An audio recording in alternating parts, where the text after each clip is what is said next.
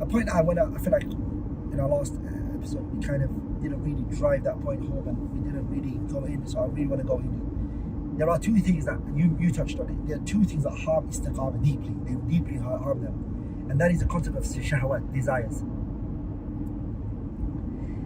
As a person, you have to get control over your desires. You need to control it.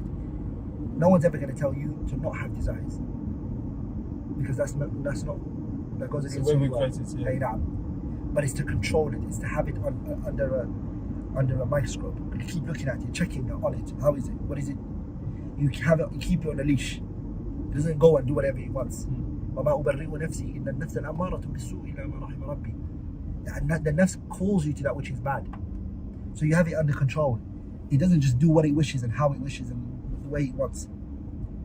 And this is, if you look at the world today that we're living in, the battle and the fight is actually on this concept of desires. It's people who will say, leave me to do what I want. Yeah. All LGBT community is shahwa, desires. What else is it? Feminism is desires. Men abusing their spouses and egotistic. It's all desires. It's shahwa. Yeah. What else is it? Shahwa. It's what's causing all of this harm to a lot of people. They just can't control their desires. Whatever their nafs tells them is that's what they want to do. Yeah, and the world is built around that. It's built, actually, particularly in the Western countries, it's built around, and not just the Western countries, the internet is everywhere now. And the internet as well is built to just feed your desires. McDonald's here and food here, and it's just all about desires to no end. And if you look at social media, you look at people today, let him do what he wants. Yeah. It's like, why do you care? Let him do what he wants. It's his life. Or even this concept of, you're only going to live once. Yeah. YOLO. Yeah. You're only going to live once. What does it mean? What do you mean I'm only going to live once? Does that mean I can do what I want and just open my... what distinguishes us from the animals? That's true. What is it that distinguishes the human from the animals? It's the animals that when they feel a desire, they do what they want. That's why the human beings, okay, the aql and the shahwa have been given to them both. If Ibn al-Qayyim says, if the shahwa overpowers the aql, the human starts to resemble the animal. It becomes like the animal.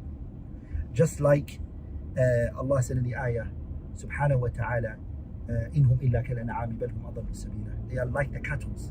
Rather, they're more misguided than cattle. Why? Because the animal doesn't even know what he's doing is right or wrong. Because this is all he's been given, shahwa, desires. The lion sees food over there, he wants to eat it, khalas. He has a spouse, he can fulfill his desires with it. That's the mindset of the haywan.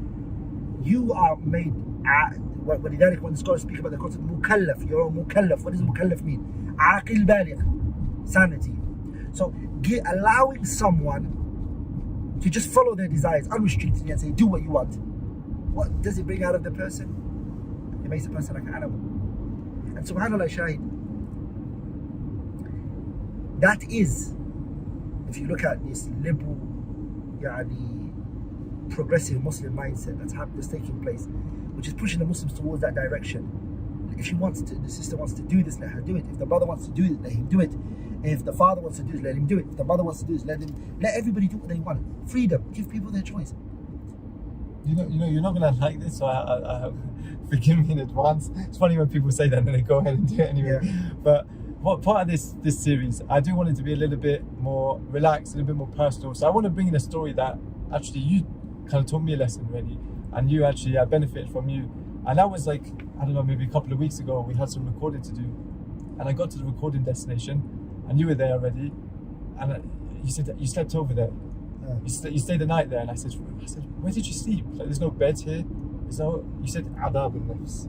What do you mean by that? Go into that a little bit more, because that's really that goes into this concept of controlling the desires. Tell us what you mean. The nafs the nafs. It wants to do what it wants to do. Yeah. The nafs is free to do what it feels like it wants to. It's privileged. It's entitled to do what it wants. And so what you need to do is you need to punish it. You need to tell it off. You need to control it. Your nafs shouldn't have control over you. You should have control over it. Once that happens, you control your nafs. You're not only going to be praiseworthy in the world that you live in today. Everybody's going to respect and admire you for it. And in the eyes of Allah Ta'ala, you will be a person who is يعني من المتقين, from the righteous people. Look at the Salaf Ridwanullahi alayhim ajma'in. When they would wake up for the Qiyamul Layl, what did Allah mention? تتجافى جنوبهم عن المضاجع يدعون ربهم خوفا وطمعا ومما رزقناهم ينفقون. The man is waking up from his bed, leaving his wife, leaving the comfort, going in and doing wudu. All of this is adab for the nafs. The nafs doesn't like this. The nafs likes a cozy bed. Yeah. It doesn't want to wake up. It doesn't want to leave the mattress.